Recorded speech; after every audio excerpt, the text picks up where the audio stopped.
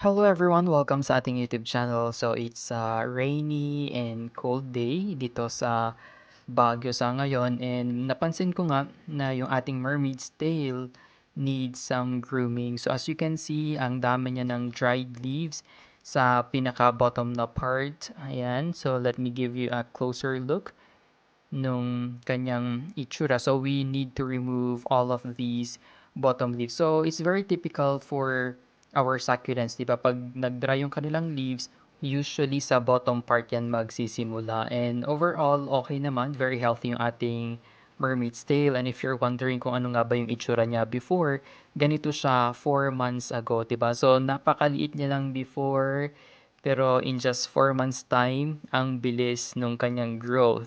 May napansin din pala ako dito sa ating mermaid's tail. Meron siyang ganyan, oh.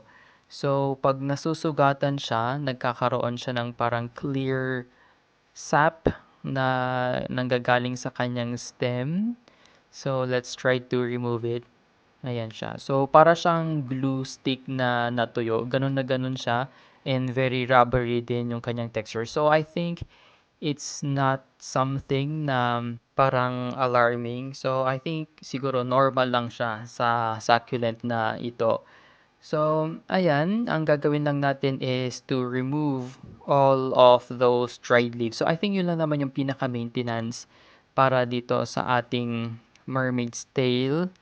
Ayan siya. So, until now, wala pa rin siyang offset na binibigay sa atin, and that's something na I'm trying to wait na magkaroon siya.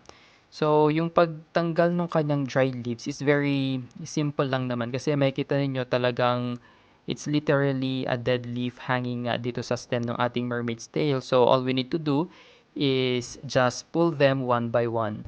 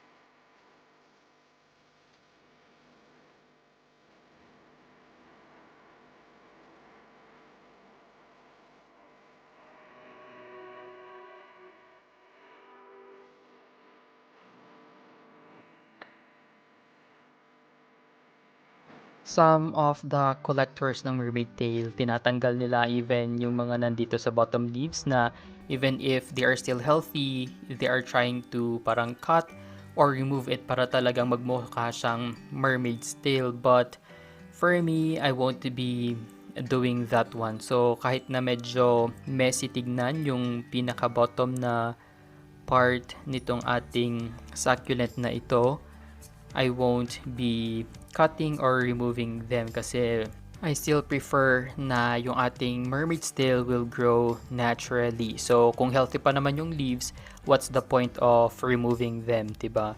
So, ito nga pala yung na-remove nating leaves sa kanya. Ayan. So, para lang siyang dried grass, diba? Nung natanggal.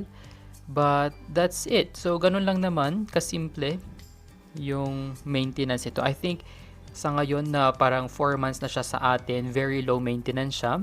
So, itong mga ito, ayan, nakaka-tempt na tanggalin sila. But, syempre, as I've said earlier, we shouldn't be doing that one. So, that's all for today. I will be giving you another update pag nagkaroon na nga siya ng offset. So, thank you guys for watching. Don't forget to like and subscribe to our YouTube channel. You may also visit our Facebook page at Desert Succulent PH.